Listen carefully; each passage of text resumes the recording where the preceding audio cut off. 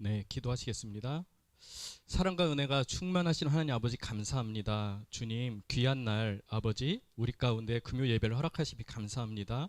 이곳에 모인 모든 주의 자녀들 한 사람 한 사람 성령님 이 시간 찾아가 주셔서 함께 하시고 아버지 은혜 가운데로 인도하사 아버지 말씀이 선포될 때 그들의 마음 가운데 주님 믿음이 성장하며 아버지 천국 시민의 모습으로 이 시간 다시 한번 성장할 수 있는 귀한 은혜 시간 될 수 있도록 주님 인도하여 주시옵소서.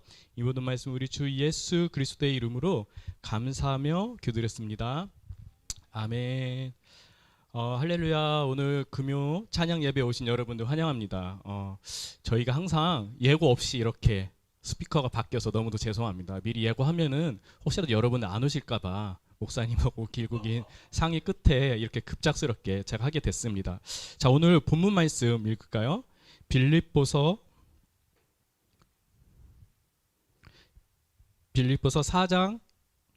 3장 17절에서 21절 말씀 함께 읽겠습니다.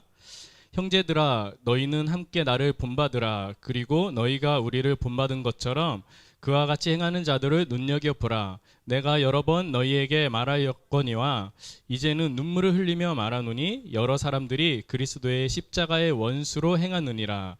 그들의 마침은 멸망이요 그들의 신은 배요 그 영광은 그들의 부끄러움에 있고 땅의 일을 생각하는 자라. 그러나 우리의 시민권은 하늘에 있는지라 거기로부터 구원하는 자 곧 주 예수 그리스도를 기다리노니 그는 만물을 자기에게 복종하게 하실 수 있는 자의 역사로 우리의 낮은 몸을 자기 영광의 몸의 형체와 같이 변하게 하시리라.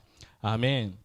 오늘 본문 말씀을 가지고 천국 시민이라는 주제로 여러분과 함께 은혜를 나누고자 합니다. 지금 저희는 계속해서 매주 금요일에 빌립보서 말씀을 가지고 은혜를 나누고 있습니다. 여러분들 빌립보 교회가 어떠한 교회입니까? 사도행전 16장에 보면요 매우 자세히 나와 있어요. 사도 바울이 계속해서 부흥을 경험하면서 아시아로 계속 복음의 여행을 떠나고 있는데 예수님께서 강권적으로 막으시고 유럽으로 그 일행의 방향을 돌이키시죠.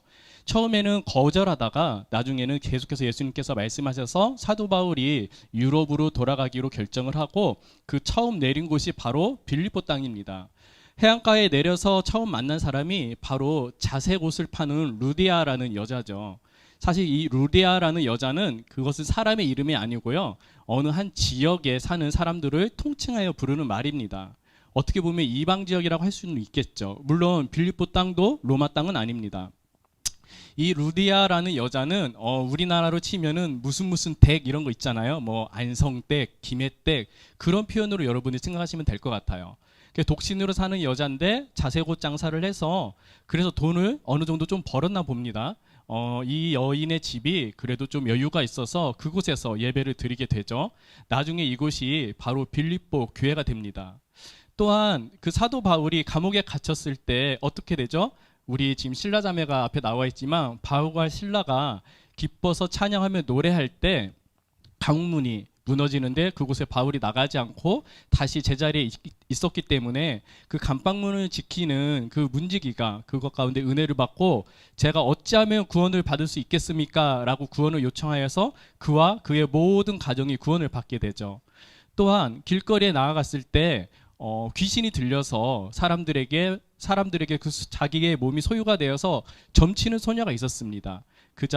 그 여인이 바로 우리 사도 바울을 만나서 신유를 받고 귀신이 내쫓겨진 다음에 그 성도 가운데 합류하게 된 겁니다. 이렇게 빌립보 교회는요 사실 주류의 사람들이 아니었어요. 귀신 들렸다가 점치었던 자, 이방에서 온 자색옷 파는 여인들, 그리고 감방문을 지키는 감방지기, 그렇게 평균 이하라고 어떻게 보면 생각할 수 있는 그때 당시 그 지역에서는 그렇게 평가받을 수 있는 사람들이 모여서 만든 교회였는데 우리가 성경을 통틀어서 보면은 그 어느 교회보다 빌립보 교회가 사도 바울에게 굉장한 사랑을 받는 교회임을 알 수가 있습니다. 다른 옥중 서신을 보면은요 보통 첫 마디에 사도 바울이 동일하게 나 사도된 자 바울이라고 자기를 변명하는 모습들이 나와요. 그때 당시에 사도 바울의 사도 직분에 대해서 여러 가지 그 논란이 있었다고 합니다. 그래서 사도 바울이 나는 사도야 사도 이렇게 변명하는 모든 모습들이 각각의 서신 가운데 있는데 이 빌립보서에 보면은 그런 변명이 나와 있지 않습니다. 그만큼 빌립보 사람들이 사도 바울을 신뢰를 했으며 사도 바울 또한 그만큼 빌립보 교회를 사랑했다는 거죠. 사랑하는 형제는 자매는 여러분, 여기 있는 저와 여러분, 우리 모두가 바로 이런 빌립보 교인들 같습니다. 바로 우리가 그 감방문 지키던 그 보잘것없는 사람일 수도 있고요. 바로 우리가 그 이방에서 온 자세고 파는 여인일 수도 있습니다. 하지만 우리가 하나님의 은혜 가운데 모여서 날마다 주의 이름을 구하고 신실하게 하나님의 말씀 가운데 서 있을 때 예수님께서 이 땅을 바라보실 때 이 한국 땅 가운데 가장 아름다운 교회요, 이 한국 땅 가운데 예수님의 마음을 가장 시원케 하는 교회라고 우리가 칭함을 받는 저와 여러분 되기를 간절히 축원합니다. 오늘 말씀을 보면은요, 그 천국 시민권에 대해서 이야기하고 있어요. 여러분들 시민권에 대해서 어떻게 생각하십니까? 우리가 인생을 살다 보면은 내가 무언가를 특별히 하지 않아도 얻을 수 있는 것이 있을 때가 있는 것 같아요. 저는 13년 전에 결혼을 했습니다. 13년 전에 결혼을 하고 지금의 아내를 만난 다음에 아침마다 이제 출근하기 위해서 화장실에 가서 샤워를 하고 이제 거울을 보죠. 그런데 그 물에 젖은 제 머리칼과 그 유수에 젖은 눈빛을 볼 때마다 너무 멋있는 거예요. 그래서 제 얼굴을 보면서 항상 정말 잘생겼다, 정말 멋있다, 이렇게 생각을 하곤 했거든요. 네, 그렇게 생각을 하곤 했습니다. 여러분, 사실 제가 이곳 한국에서만 조금 얼굴도 까맣고 좀 키도 소박하고 해서 별로 대우를 못 받지, 제가 비행기 타고 조금 서너 시간만 저쪽으로 가서 동남아 쪽으로 가면은 제가 그래도 그 중에서는 굉장히 귀티 있는 얼굴로 나름 거기서 먹혀주는 얼굴이거든요. 아주 굉장히 자존감이 좋았습니다. 그러다 어느 날 그런 생각이 드는 거예요. 이렇게 잘생긴 얼굴이 이 인류 가운데 나 혼자 있는 것은 우리 인류의 대단한 손해다. 그래서 나와 똑같은 사람을 하나 더 만들어야겠다라고 결심을 해서 어떻게 뚝딱뚝딱 해서 여러분들이 잘 아는 우리 세인이가 태어나게 된 겁니다. 하나를 태어나고 보니까 이게 조금 부족한 거예요. 우리가 신발을 사도 그죠? 두 개가 짝을 이뤄서 한 컬레가 되고 젓가락을 집어도 두 개가 하나의 짝이 되는데, 그래서 여보 우리 하나가 더 있어야 될 것 같아. 그래서 또 뭐 어떻게 뚝딱뚝딱 해서 둘째가 태어난 겁니다. 그런데 여러분들 그 둘째까지 태어났을 때 아무도 나한테 그것을 의무화하지 않았어요. 나라에서 너희들 꼭 반드시 둘째 낳으라고 말하지 않았는데 그냥 내가 좋아서 둘째를 낳았거든요. 그런데 갑자기 제가 그때 살던 그곳에서 50만 원이 출산 장려금으로 나오는 거예요. 제가 그때 양천구에 살고 있었는데 그때 당시 서울에서는 둘째 이상을 낳으면은 출산 지원금이라는 게 나왔거든요. 제 기억으로는 아마 서초구는 한 100만 원 정도 나왔던 것 같습니다. 아무튼 그렇게 지원금뿐만이 아니라 뭐 지역의 그 장난감 대여소 같은 그런 곳에서 무료로 장난감을 나눠주기도 하고 뭐 의료 혜택도 있고 각종 혜택이 있었습니다. 여러분, 시민권이라는 거는 바로 이런 거예요. 내가 그것을 어떤 혜택을 받기 위해서 내가 무언가를 해야 되고 내가 어떤 값을 제공해야 되고 그런 게 아닙니다. 단지 내가 그곳에서 태어났고 그곳에 거주했다는 이유 하나만으로 자연스럽게 나한테 주어지는 그런 권리입니다. 그런 권리가 있기 때문에 나는 그 지방자치단체로부터 다양한 물질과 함께 혜택을 볼 수가 있는 것이지요. 오늘 말씀에서 보면은 천국의 시민권에 대해서 이야기하고 있습니다. 사도 바울이 말하기를 너희의 시민권은 하늘나라에 있다라고 말하고 있어요. 이 말씀을 여러분들이 잘 이해를 하시려면은 이 빌립보 지역의 배경에 대해서 충분한 이해가 있으셔야 됩니다. 그 이해가 있지 않으면은 여러분들이 이 말씀을 읽을 때 엉뚱하게 오해를 할 수가 있어요. 여러분, 그 빌립보 지역은요, 어떤 지역이냐면은 이때 당시에 로마에서 내전이 있었습니다. 그 내전이 있었는데 두 사람이 전쟁을 해서 결국은 한 명이 그 전쟁에 승리하고 로마 황제가 돼요. 그렇게 황제가 되고 나서 함께 승리를 이끌었던 그 군대들을 로마에 머무르게 하지 않고 빌립보 지역에 머무르게 합니다. 나중에 그들이 세력을 이뤘을 때 아마 정치적으로 어떤 부담이 있을 수도 있어서 그렇게 했던 것 같아요. 그래서 로마의 시민권을 가진 그 태역 군인들이 이 빌립보 지역에서 살아가고 있었던 것입니다. 근데 그들이 로마의 시민권을 가지고 살아간다는 것은 나도 언젠가 저 로마 땅에 들어가야겠어. 언젠가 때가 되면은 나도 저 로마에 갈 수 있겠지. 그렇게 로마를 그리면서 살아가는 것이 아니라 로마에서 살던 모든 풍습과 생활 양식들, 문화와 유익까지도 내가 살고 있는 지금 이 그리스라는 식민지 땅인 이 빌립보 지역에 그대로 이루어 놓고 왕성하게 번창을 시키는 겁니다. 집도 똑같이 지어 놓고요. 로마 있을 때처럼 뭐 안에 온천탕 같은 것도 지어 놓고요. 식생활도 똑같이 하고 노예도 똑같이 부리고 옷도 똑같이 입고 노래도 똑같이 부르고 삽니다. 그래서 이때 당시에 사람들이 시민권이라 하는 것은 내가 나중에 그곳에 가기 위해서 기다리는 것이 아니라 내가 살고 있는 이곳에서 내 시민권의 신분에 맞게 나의 문화를 번성케 하고 나의 모든 것을 누리며 살아가는 것입니다. 사도 바울이 천국 시민권에 대해서 이곳에서 말씀하는 건 무엇냐면은 바로 이것을 누구보다 더 잘 알고 있는 빌립보 지역 교인들에게 말하고 있는 겁니다. 너희는 천국 시민이다. 천국 시민권이 저 하늘나라에 있지 않고 바로 이 땅 가운데 있다라고 말하고 있는 거죠. 네, 감사합니다. 네. 자, 천국 시민권이 바로 이 땅 가운데 있다라고 말하고 있는 거예요. 여러분, 우리가 천국 시민으로 살아간다는 거는요, 나중에 나도 죽으면은 저 천성문에 이르러서 하나님과 함께 저 천국에 들어갈 거야. 나는 예비된 천국 시민이야. 그렇게 살아가는 것이 아니에요.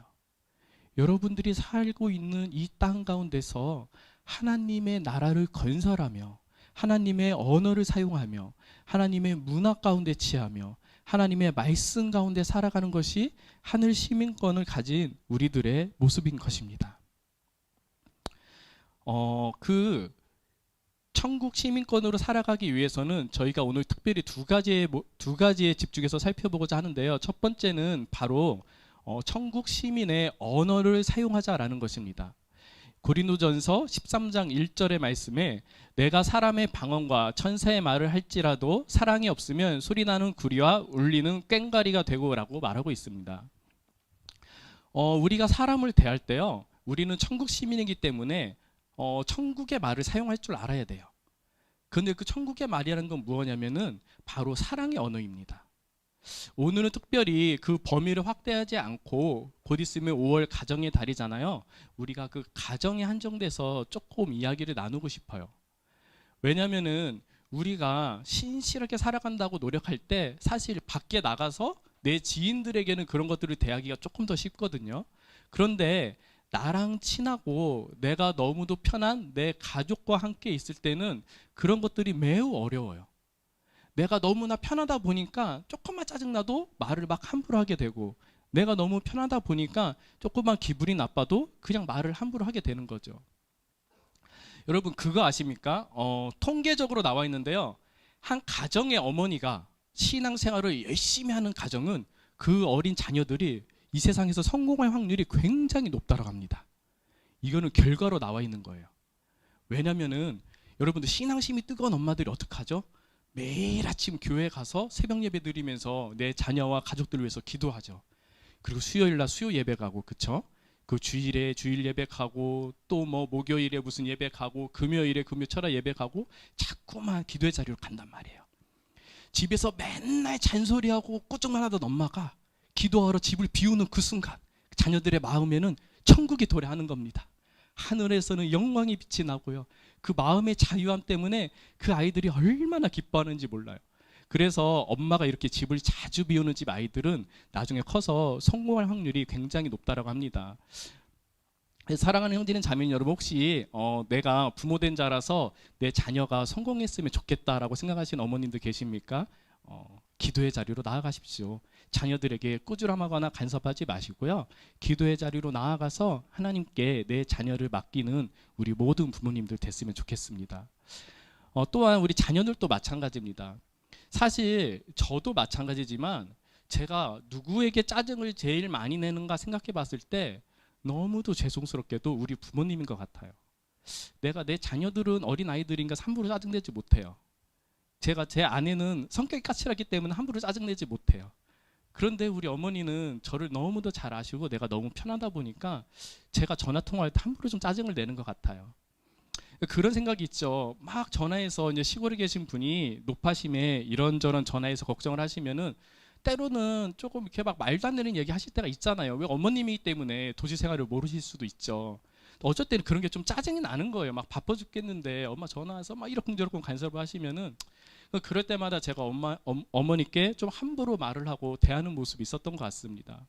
시간이 지나면은 좀 마음에 많이 후회가 되고 하는데 걱정이에요. 왜냐면은 시간은 계속 흐르고 되돌릴 수가 없기 때문에 이런 저의 연약한 실수들이 계속해서 반복될까봐 항상 마음에 걱정이 있습니다. 사랑 형제는 자매님 여러분, 여러분들이 부모님을 대하실 때 혹시 너무 편하다 보니까 내가 때로는 농담처럼 때로는 투정처럼 부정적인 이야기를 많이 하고 있진 않나요? 내가 사랑하는 부모님에게 더욱더 사랑의 말을 건네고 더욱더 천국의 말을 건네는 우리 모든 하늘 시민과 같은 저와 여러분 됐으면 좋겠습니다. 자, 다음 두 번째는요. 하늘나라 시민의 특징은 하늘나라 시민 의식을 가지고 살아간다라는 것입니다. 오늘 본문 말씀에 보면은 사도 바울이 나를 본받으라라고 말하고 있습니다. 조금 그렇지 않나요? 물론 사도 바울이 열심히 예수님 믿고 열심히 복음 전하는 건 우리가 알겠는데 그래도 뭔가 좀 교만해 보이는 것 같아요. 나를 본받아라. 너희가 나를 따라해라. 나를 봐 나를 이렇게 말하고 있지 않습니까? 앞서서 매일 아침 거울 보면서 제 얼굴을 스스로 보면서 이렇게 스스로 자뻑에 빠졌던 저처럼 사도 바울도 약간 그런 모습이 있는 건가요? 사실 사도 바울이 이렇게 말할 수 있었던 것은 그 마음의 그 말씀의 중심에 나의 모습을 보라는 이야기가 아니었습니다. 사도 바울이 예수님을 만나기 전에는 사울이란 이름으로 예수 믿는 자들을 핍박하던 자였어요.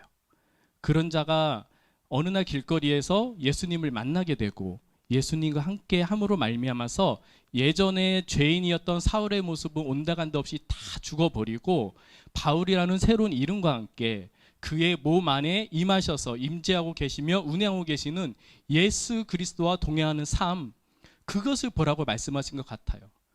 여러분, 저를 보십시오. 저를 보십시오.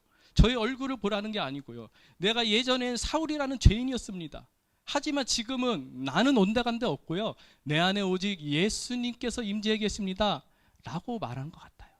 그렇게 사도 바울은 계속해서 사람들에게 나를 본받으라고 말씀하셨던 것 같습니다. 조금 제가 어렸을 때 봐왔던 이야기를 하나 에피소드를 할까 하는데요. 제가 어렸을 때 사실 교회를 가진 않았는데 우연히 그 시골 교회에 부흥회를 한번 봤습니다.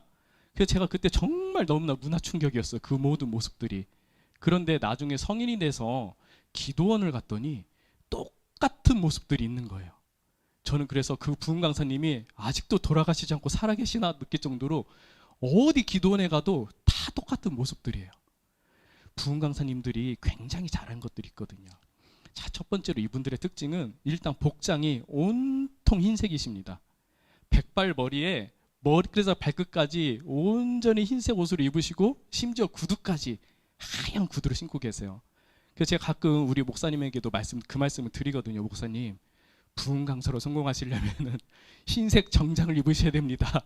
이렇게 말하는데 그분들이 온통 흰색으로 입고 나오셔서 특징이 뭐냐면 일단 목소리가 기도를 많이 하시다 보니까 많이 목소리가 셔 계시죠.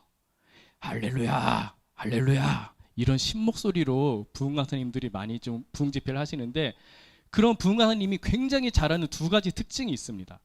첫 번째는요, 아멘 소리를 잘 이끌어내시고요. 두 번째는요, 날숨 소리를 잘 이끌어내세요. 무슨 말이냐? 이분들이 보통 설교할 때 이런 말을 해요.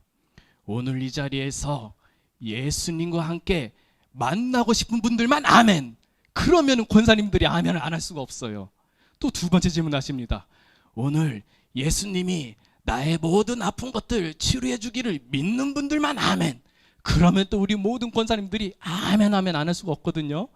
저는 우리 워프기의 성도님들도 우리 목사님께서 설교하실 때 이렇게 좀 아멘을 크게 하는 그런 저와 여러분 됐으면 좋겠습니다. 또 두 번째는 이분들이 이 부흥 강사님이 이 날숨을 잘 이끌어내세요. 날숨이라는 건 뭐냐면 이렇게 들어쓰이는 숨이 아니라 내뱉는 숨이죠. 어떤 거냐면은 이분들이 기도를 하세요. 기도를 할 때 어떻게 하냐면은 주여, 이 벌레 같은 죄인 지난 일주일 동안 깊은 죄 가운데 있다가 어떻게든 살아보려고 주의 옷자락 붙들고 이 자리에 나왔습니다. 그러면 앞에서 권사님들이 고개를 앞뒤로 흔들면서 주야 주야 그렇게 말씀을 내세요. 어떤 분들은 주여 소리도 안 나와서 그냥 쉬 그렇게 말씀을 내십니다. 제가 무슨 말을 드리고 싶냐면 여러분, 물론 우리가 때로는 하나님의 은혜 가운데 우리가 죄인임을 인정하고 그 앞에 겸손하게 엎드려서 하나님 앞에 우리의 죄를 고백하고 기도하는 것은 늘상 우리 가운데 있어야 될 하나님의 은혜요, 항상 필요한 모습입니다. 하지만 저는 오늘 좀 더 다른 부분을 여러분들에게 말씀드리고 싶어요. 우리가 하늘나라의 시민으로 살아간다는 것은요, 단순히 날마다 하나님 앞에 한숨을 내뱉으면서 회개만 하면서 그렇게 죄만 고백하면서 그런 삶을 말하는 것이 아닙니다. 하늘나라의 시민권을 가진 자들로서 세상 가운데서 떳떳하게 나아가는 모습들을 오늘 저와 여러분들이 우리 말씀을 통해서 좀 보셨으면 좋겠어요. 여러분들, 우리가 비록 세상 가운데서 조금 다른 사람보다 직업은 부족할 수도 있을 것 같아요. 조금은 돈이 부족할 수도 있을 것 같아요. 하지만 그것이 무엇이 중요합니까? 우리는 거룩한 하늘나라의 시민 백성으로서 인침받은 사람들 아닙니까?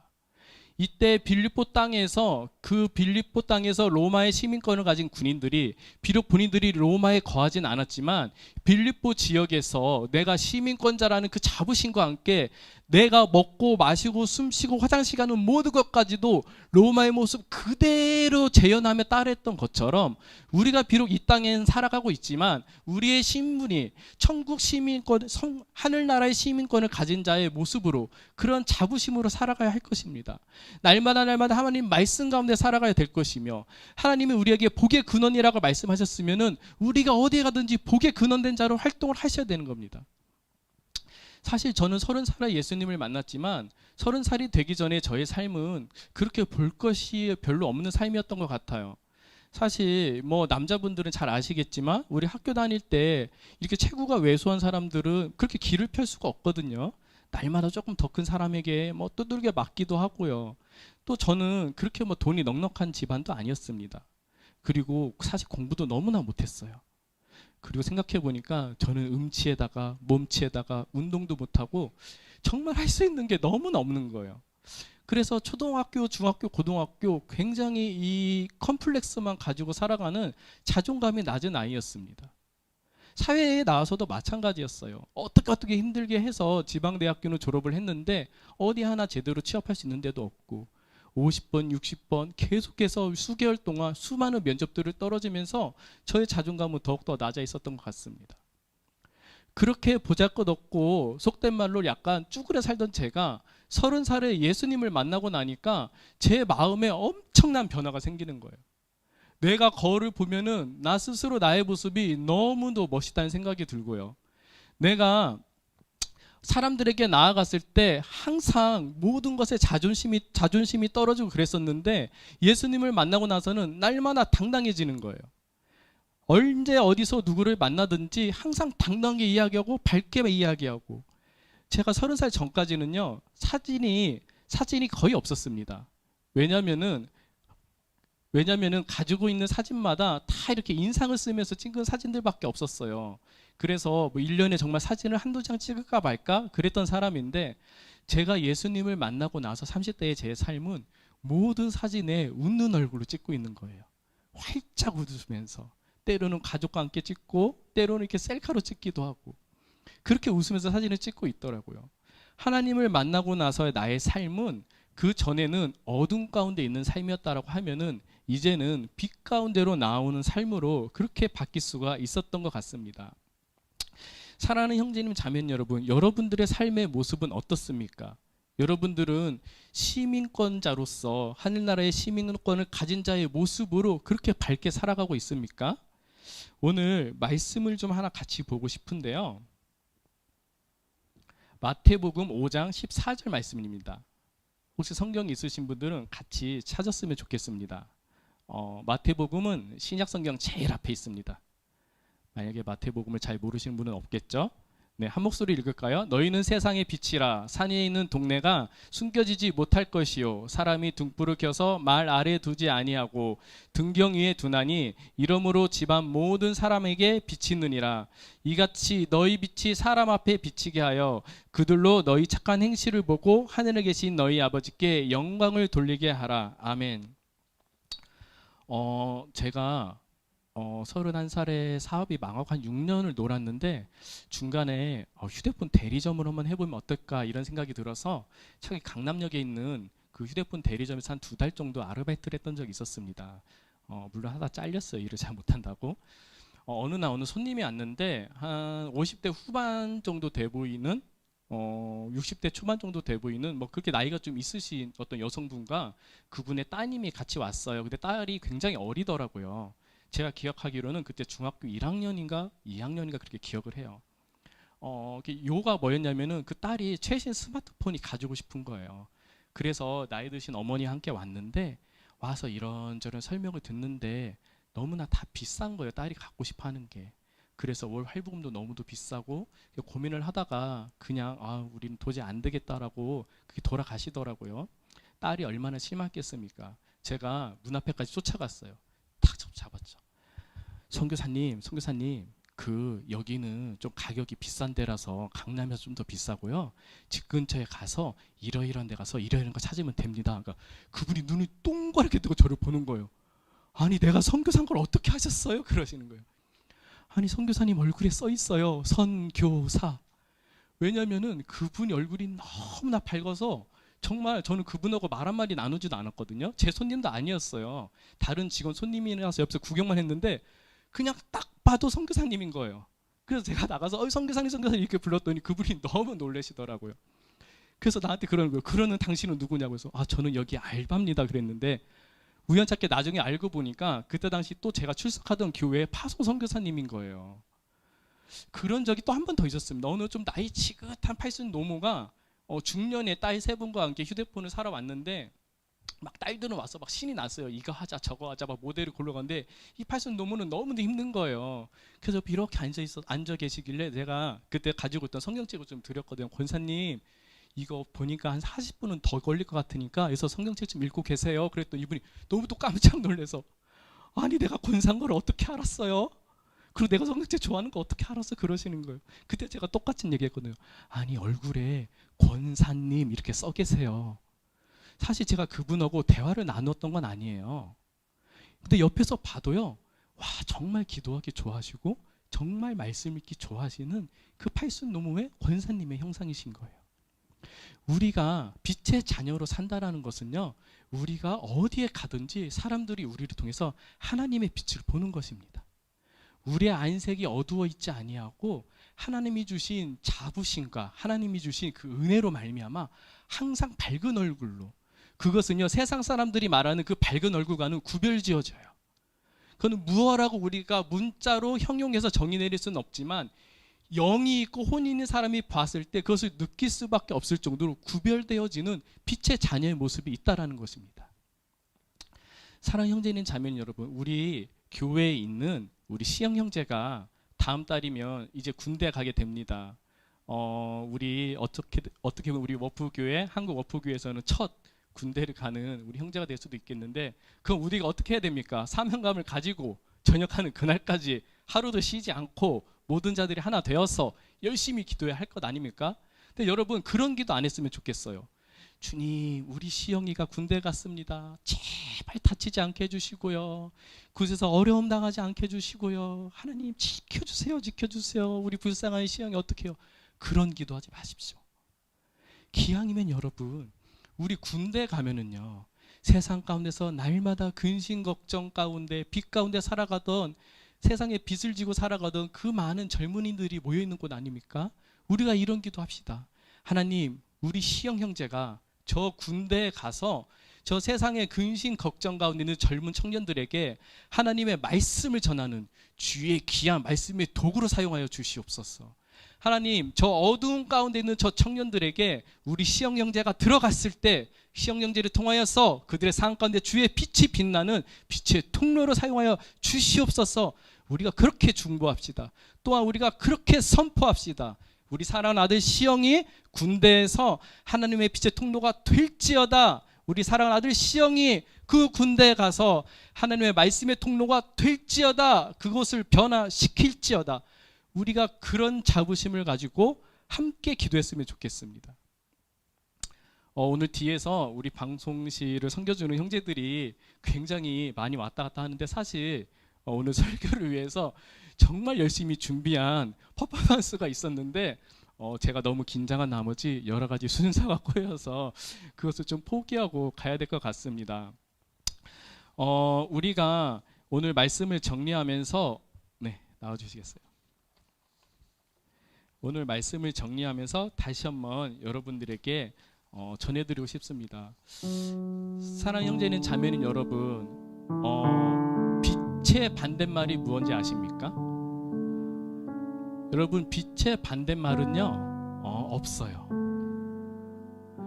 빛은요 유일한 존재로서 빛이고요, 빛이 없는 곳의 어둠입니다. 빛의 반대말이 어둠이 아니고 빛이 존재하지 않는 곳이 어둠이에요. 우리가 하나님의 빛의 자녀로 살아간다라는 것은 빛이 있지 아니하던 어둠의 영역 가운데 하나님의 빛을 나타낸다라는 것입니다.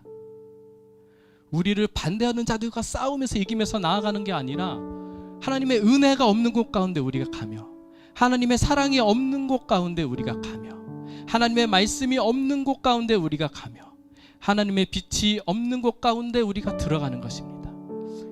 천국 시민의 모습으로 살아간다는 것은요, 이 땅 가운데서 우리가 이런 하나님의 말씀 가운데 은혜를 누리면서 우리가 천국 가서 예배하는 것을 사모하는 것이 아니라 이 땅 가운데 하나님의 나라를 열심히 건설하면서 예수 믿지 않는 자가 있으면 한 명이라도 더 우리가 뒷덜미를 잡고 하나님의 왕국 가운데 끌고 올 것이며, 어두운 가운데 있는 자가 있으면 우리가 한 사람이라도 그 바짓가랑이에 자꾸 붙들어서 다시 회방의 자리 가운데, 빛의 자리 가운데 끌고 올 것이며, 질병과 근심과 고통 가운데서 신음받고 있는 자들, 예수 그리스도가 누구인지 모르는 자들, 이방신이 유일한 줄 알고 그렇게 섬기는 자들, 세상에 돈이 가장 중요한 줄 알고 섬기는 자들, 우리가 그런 모든 자들을 우리의 목숨을 다하고 우리의 모든 힘을 다하여서 우리가 마지막 한 사람 한 사람까지도 놓치지 않고 그들의 옷자락 그 한 가닥이라도 잡고 하나님의 나라 가운데 끌어당겨서 이 땅 가운데 하나님의 나라를 확장시키는 것입니다. 그 이방 나라인 빌립보 땅에서 그 로마의 퇴역한 장성들이 풍성하게 로마의 시민권을 누리고 살았던 바로 그 비유처럼, 우리가 비록 지금 이 세상 가운데 살아가지만 하나라의 시민권자의 그 권리를 가지고 여러분들 가슴을 펴시고 자부심을 가지고 늘 날마다 빛 가운데 웃는 얼굴로, 밝은 얼굴로, 긍정적인 사고로 그렇게 나아가는 저와 여러분 됐으면 좋겠습니다. 마지막으로 간증을 하나 하고 기도를 했으면 좋겠습니다. 제가 예전에 사업을 할 때 예수님을 만나기 전에 이게 접대를 하기 위해서 술집을 간 적이 있어요. 보통 가면은 그곳에 있는 분들은, 저는 사실 그렇게 술을 즐겨하진 않다 보니까 좀 대화를 좀 많이 하는 편입니다. 어느 한 자매가 있었어요. 너무도 아름다운 자매예요. 그런데 왜 그런 길을 선택했는지 모르겠지만 그곳에서 일하고 있었습니다. 다른 사람들이 다 홀을 떠나고 그 홀에 자매와 둘이 남겨지게 됐어요. 그 자매가 저에게 와서 그런 이야기를 하는 거예요. 사장님, 저는 교회 다니는 여자예요. 아, 그래? 저는 교회 안 다녔으니까 별 관심이 없었어요. 사장님, 제가 어렸을 때는 교회를 정말 열심히 다녔어요. 제가 고등학교 때는요 학생회장까지 했어요. 아, 그러니? 지금도 교회 가고 싶어요. 그럼 가면 되잖아. 그런데 못 가겠어요. 세상 사람들이 나를 어떻게 바라볼까봐, 교회 사람들이 나를 어떻게 바라볼까봐 두려워 못 가겠어요. 야, 그런 거 뭘 남의 시선을 신경 써. 그냥 가. 제가 그랬거든요. 그 사람들 별로 신경 안 쓸 수도 있어. 괜찮아. 그냥 가. 그런데 내가 진짜 교회에 못 가는 이유는 사람들의 시선도 두렵지만 하나님이 나를 어떻게 볼까봐 너무 두려워요. 평생 술집에서 몸 파는 여자로 살아온 나의 삶을 하나님이 나를 어떻게 바라볼까봐 두려워서 못 가겠어요. 그렇게 고백을 하더라고요.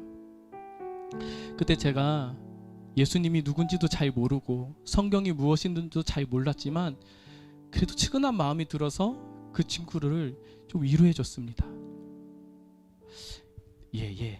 잘 봐. 그때 우리가 있는 곳이 겨울이었는데 마포대교였거든요. 내가 어렸을 때 잠깐 성경책을 조금 읽고 교회 다녔던 적이 있는데 너희가 항상 하나님을 아버지라고 하잖아. 부모라고 하잖아. 그리고 너희는 이 땅에 잠시 내려왔고 언제든지 다시 또 천국에 간다고 하잖아. 내가 자세한 건 모르겠어. 이렇게 생각해 봤으면 좋겠어. 너에게 어린 두 딸이 있는데 너가 사정이 있어서 그 딸을 각각의 입양을 보냈다고 생각을 해봐. 한 딸은 부잣집에 갔는데 한 딸은 너무너무 가난한 집에 입양을 보낸 거야. 근데 그 딸들이 이제 걸을 수 있게 되고 유치원에 갈 나이가 돼서 다시 너를 만나기 위해서 만나는 날이 왔어.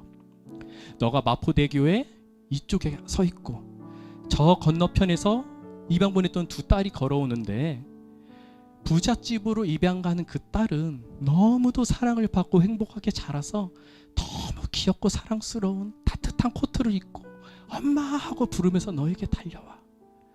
그런데 가난한 집으로 입양 갔던 그 딸은 신발도 다 헤어져서 옷도 다 찢어지고 한겨울에 찬바람을 막을 외투도 없이 그렇게 살갗이 트이면서 엄마 부르면서 너에게 달려와. 그렇게 두 딸이 너에게 왔을 때 물론 너가 너무나 사랑하는 두 딸이기 때문에 똑같이 동시에 안아주겠지. 그런데 어느 딸을 안았을 때 너의 그 딸의 손에 더 간절한 힘이 들어가겠니? 내가 예수님이 누군지는 잘 모르겠어. 그런데 만약에 너가 내일이라도 결심하고 교회에 돌아가게 된다면은 너가 지금 상상하는 그 어머니의 모습과 그 딸을 아는 어머니의 팔의 느낌이 너를 바라보는 그 예수님한테 느껴질 거야. 제가 그렇게 말을 건넸더니 그 자리에서 그 자매가 헝거 울더라고요. 그러고 이틀 있다가 연락을 받았습니다. 사장님 제가 그곳을 그만두고 이제 교회 다니게 됐어요. 사장님 제가 자유롭게 됐어요. 그날 사장님과의 대화로 제가 자유롭게 됐어요. 저는 이제 새 사람이에요. 저는 이미 하나님의 자녀예요. 그리고도 그 이후에 그 자매가 몇 번 더 전화가 왔는데 제가 너무나 미안하게 그때는 제가 교회를 다닐 때가 아니고 저의 어떤 정치적인 출세 이런 거에 좀 관심이 많을 때라 연락을 안 받아줬어요. 나중에 예수 믿고 나서 그 자매가 너무나 많이 떠올라요. 그때 내가 좀 더 많이 만나줄 걸, 만나서 더 격려해주고 그럴 걸 생각이 떠오릅니다. 여러분들 중에 혹시라도 혹은 이 방송을 보는 분들 중에 혹시라도 나의 부족한 모습 때문에 내가 어떻게 천국 시민이 될 수가 있겠어? 내가 어떻게 살았는데 세상 사람들은 나를 모르니까 야 괜찮아 하나님 그래도 널 사랑해서 그러지. 내가 이 땅 가운데서 얼마나 더럽고 추악하게 살았는지 모르기 때문에 세상 사람들은 괜찮아 하나님이 이해해 주실 거라 그러지. 내 모습을 다 아는 하나님은 나를 받아주지 않으실 거야. 혹시 그렇게 낙담 가운데 있는 형제 자매님들이 계십니까? 제가 그 과정을 밟아왔기 때문에요. 제가 정말 세상 가운데 있다가 뒤늦은 30살의 나이에 하나님을 만났기 때문에 제가 그 마음을 너무도 잘 압니다. 그리고 제가 하나님과 지금 동행하고 있기 때문에 너무도 자신 있게 권면드릴 수 있습니다. 여러분들 마음에 결단을 하십시오. 예수님은 그때나 지금이나 동일하게 여러분들을 기다리고 계세요. 동일하게 여러분들을 안아주기 위해서 기다리고 계십니다. 하나님 앞으로 나아가십시오. 하나님 앞으로 나아가서 하나님이 선물로 값없이 주시는 천국 시민권을 다 받아 누리는 여러분 되셨으면 좋겠습니다. 이 시간 여러분들 기도하실 때 그렇게 기도하셨으면 좋겠습니다. 주님, 그렇습니다. 아버지, 내가 어떠한 행동으로 인해서 아버지 내가 어떤 값을 치루어서 천국의 시민권을 받은 자가 되지 않았습니다. 오직 믿음으로 말미암아 예수님을 내 구주로 시인하면서 아버지 내가 시민권자가 되었음을 고백합니다. 주님, 내 과거가 어떠했든지 예수님 만나는 그 순간 아버지 내가 새 사람이 될 것입니다. 우리가 이 시간 그렇게 고백하면서 아버지 앞에 겸손히 나아가는 시간 됐으면 좋겠습니다. 기도하시겠습니다. 오 사랑의 주님 아버지